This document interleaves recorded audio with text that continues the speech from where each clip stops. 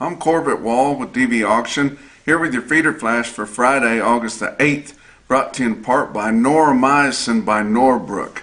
Noromycin 300 LA will treat 33% more head than a 200 milligram per milliliter oxytetracycline injection. For more information, go to norbrook.com. Also, Unionville Livestock Market in north central Missouri and Creston Livestock Market in south central Iowa. At Unionville, they're going to be having a special calf and yearling sale coming up on Tuesday, August the 19th. Creston Livestock Market up in Iowa, no sale the next couple of weeks.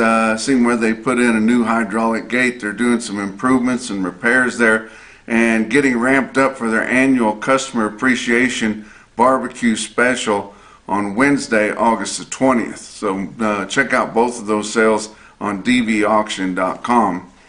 Are we there yet? Everybody's wondering, when's this market going to top out? Nobody knows. No way to tell. We've been thinking that for the last $20 or $30 that this market's topped out, both fats and feeders. Your cash fat cattle market is up $44 in 2025, or 18%. Beef imports are up 33%, and beef exports are down about 8% so far for the year. But the heck of it is, if we are at the top of the market, it's not because of fundamental reasons. We're still extremely tight on cattle, and our percent heifers in auctions are not down nearly as much as they were in 2015.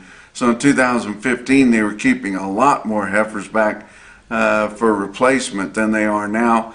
We've seen some heifer replacements being kept, but the market's so good it's still pulling them to the market. But we're going to see how that goes. I'll tell you how wild things are at Callaway Livestock Center in Kingdom City, Missouri. At their Thursday night special cow sale, they had black baldy pairs, young ones, selling up to $6,100. Wow. I want to tell you about something that's coming up that's kind of close to me. There's a rancher in northeastern New Mexico by the name of Clay Crisp, and he died tragically late last week, doctoring yearlings on his ranch. He accidentally gave himself a shot of an antibiotic that is known to be dangerous, and all of us have used it and we wondered how dangerous it was, but it indeed took his life. And he's about my age. He's got children 15, 13, and 11 years old, and they are going to be having a benefit auction for him at the Union County Fair premium sale in Clayton, New Mexico on August the 9th. I tell you what, the Crisps actually leased the Bev Ranch, which was my grandparents in the Thomas community south of Clayton. And I tell you what, this rings pretty hard for me. But on Saturday, they've had a rifle donated. It's a Marlin model 1895 trapper with lever action, and they're going to be auctioning that thing off.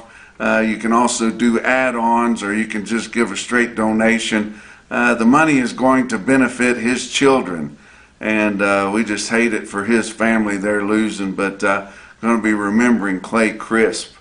Let's talk about your board on Thursday.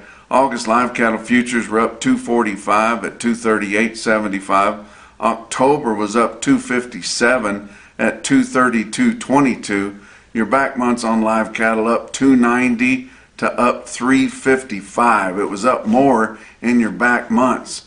August feeder cattle up 362 at 348.65. September was up 540 at 349.62. And just like on your live cattle, your feeder cattle contracts were higher on your back months, up 552 to up 645. Very impressive. How about your grains? December new crop corn up 5 3/4 cents a bushel at 407. November new crop beans up 9 1/4 cents at 993 3/4. Hard red winter wheat for September up 9 3/4 cents at 518 1/4. Your fat cattle trade still has not developed. We have not established a market for your fed cattle direct basis out of your 5-area feeding region. We had a few more on Thursday, but for the most part we haven't sold anything. And so Friday is going to be a big scramble to see where we're at. We've seen cattle sell near the top of last week's price range, but these cattle feeders are not giving in. They want more money again this week and likely to get it. Iowa sold 300 on Thursday, only 700 for the week. Live price on Thursday in Iowa was $245, very near the top of last week's range. Nebraska sold just 100. They've only sold 150 in Nebraska direct negotiated this week, and the live price on Thursday was $245. Haven't seen much of anything at all. Just a few fed cattle auction or fed cattle exchange sales on the online platform in Texas. But Kansas and Texas have pretty much sold nothing for the week and didn't have any confirmed sales on Thursday. Did have another fat cattle auction. It's Kelowna Sales Barn, a DVAuction broadcaster in Iowa. They have good fat cattle sales there. They had about 700 on Thursday. The market hadn't been reported for a while, so no price comparison there. But conventional fed cattle selling from $240 to $250. Cows were selling really well there.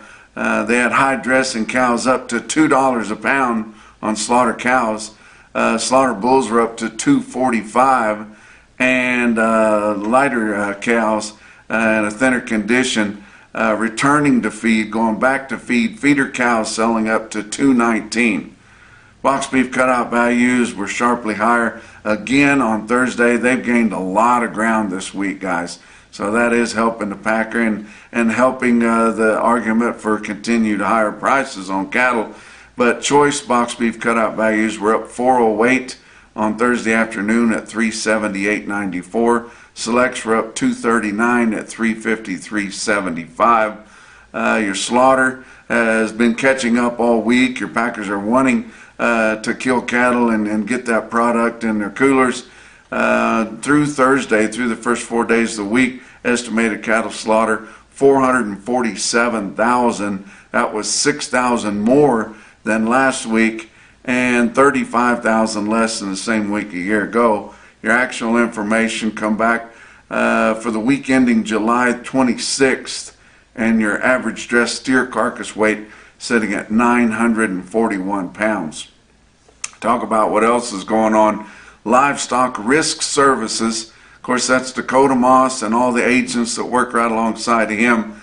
They are your LRP specialists, and all you can lose with risk protection on an LRP is your premium. No continuous margin calls, which are burying a lot of backgrounders and cattle feeders there. But call and give them a chance to get your business.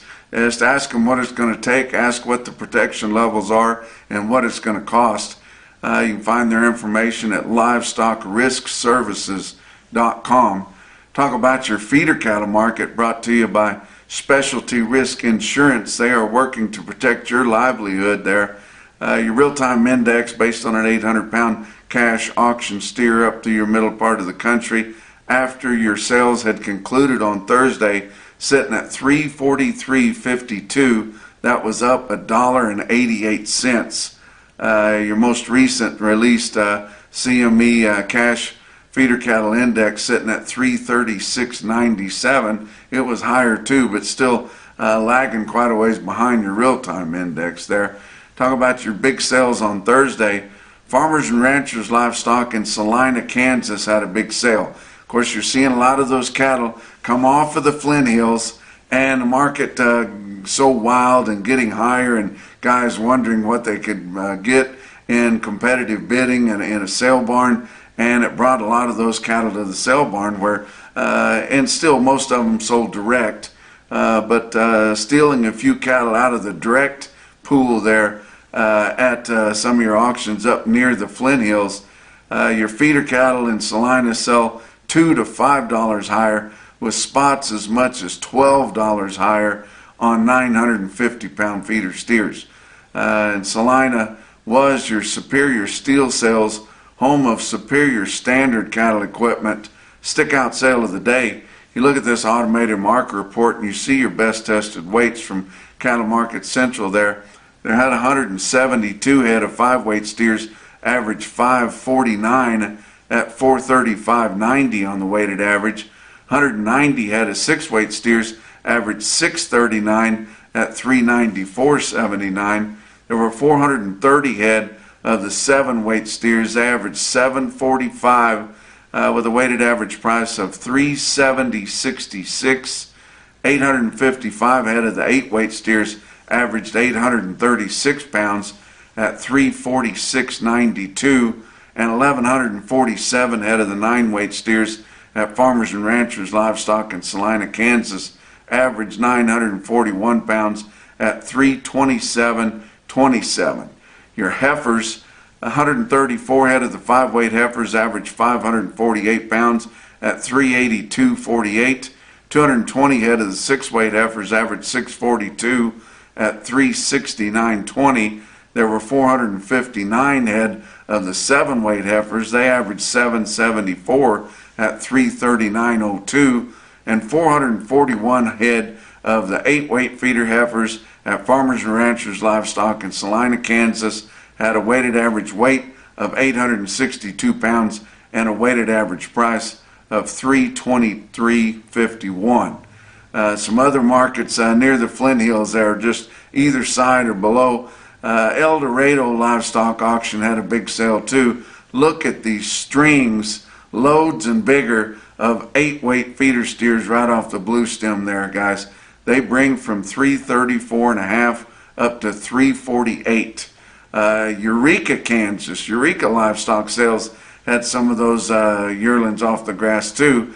That'll load 64 head, weighed 960 pounds, bring 327.75. That's a big price for cattle weighing over 9.5, guys.